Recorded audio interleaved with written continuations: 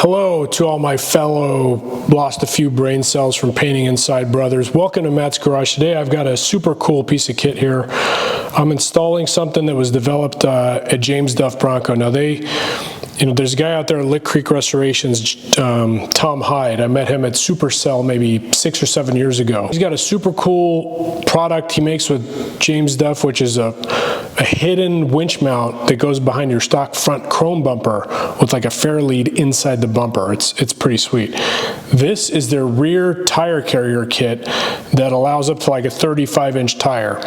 And it allows you to use your stock chrome bumper, which is exactly what I was looking for. Of course, I installed all this with the audio off. So I'm gonna take this off in reverse and you can kind of see how it installs.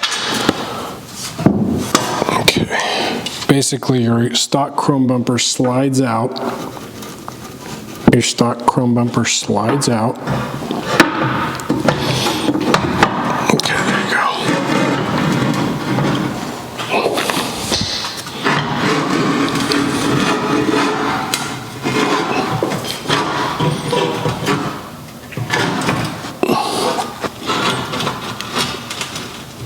This is the part where it gets a little bit tight. There you go. And this is the main piece that just slides in between the frame horns. Now, before I take this out, there's a couple things I had to do to get my bumper to fit. One was I had to cut in here and shave off a little bit here to fit the rear bumper profile, which is pretty common because there's a bunch of different rear bumper profiles depending on whether you have original or aftermarket. The other thing I had to do, I'll show you. Somebody had welded on some plates here to support the rear bumper. I had to cut those out, grind those out, and then use the air hammer to get them out. Here's some video of me struggling with that. And then I made a little tool here that I put in between to spread these, because these need to be about less than 4 1/4, 4 3/16 maybe, to get that thing to fit. So I just put that in here and used it like as a puller tool, basically, to spread these. And then here's some video of me doing that. And then yeah, I was able to slide right in. Then I test fit the actual carrier, and now we're going to cut back to where I remember to turn my microphone on. I just now figured out to turn my microphone on. Goodness. Sorry about that, guys. Hope the voiceover wasn't too annoying. So I'm just testing the bumper here. Testing the cam lock, rather. Okay, that goes like that. Oh yeah, I was worried, is that going to be secure enough? That is very secure. Awesome. That was sort of the last thing I wanted to test. I need to make this hole bigger for this bolt, but that's about it. Now you take this handle apart and paint all this, get the bumper off. So now it's just stripping all these stickers off and painting. Yay! Hey! I just finished painting about, I don't know, half hour ago. No slumps or runs, so it's looking pretty good. Nice and red and shiny. Next, we'll install.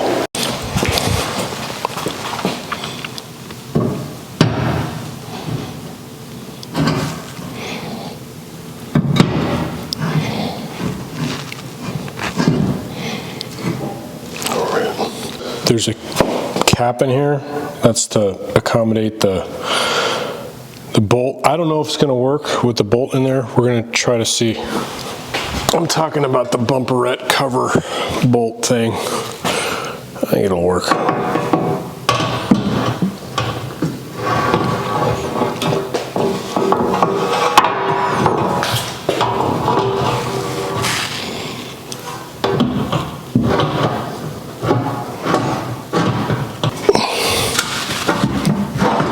There you go.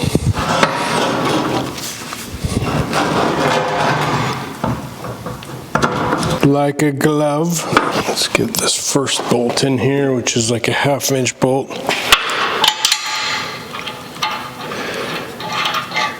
just loose, not tight. Then this one's going to be a little trickier because you got to get 3 things lined up. You got to get the bumper lined up, the frame.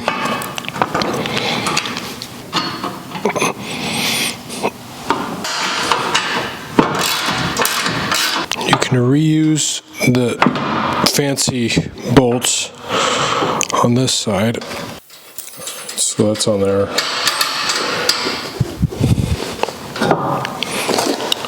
The tricky one is getting this through here. Oh no, it wasn't so bad after all.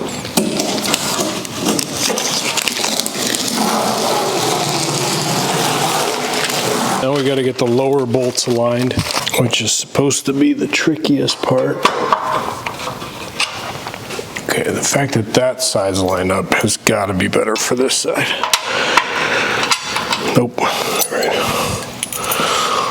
Let's get this up higher. I forgot to lift the camera when I lifted the truck and my battery died. It was just a comedy of errors. But basically, I had to take a tap and re-tap the threads under there, and then the bolt went right in. I tightened everything down, so now it's ready to receive the receiver, or the whatever, the carrier. Gotta pick up the little lock handle.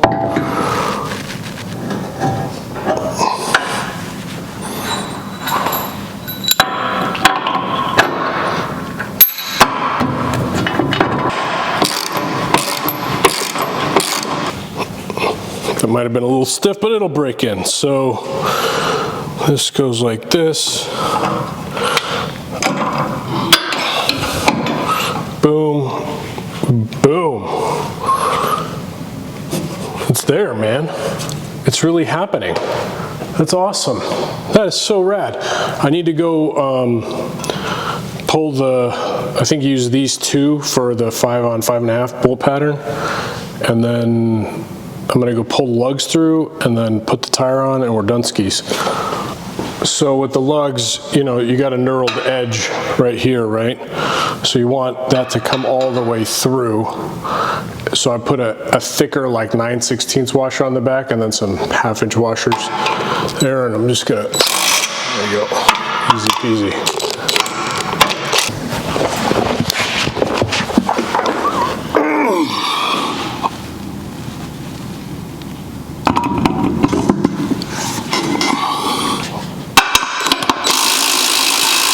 Is that just spinning in there? It is. So that's kind of a crap design. I might have to figure something else out for those. I might get some, I should have just welded on. Anyway, it doesn't matter. It's on there. That's gonna be a problem if I ever need to pull it off. So I will figure out a solution to that. Also, it like is right up against the bar, which is probably designed to do. But not a fan of that. I am, however, a fan of this. That's cool.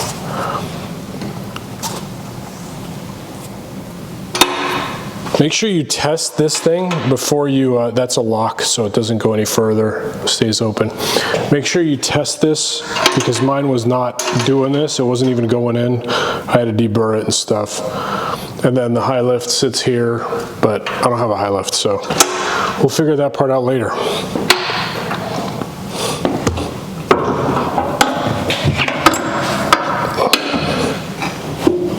All right, spare tire solved. Oh, awesome. All right, next time we're going to take care of some front end stuff, get an adjustable track bar in, and the steering column. I'll see you next time on Matt's Garage.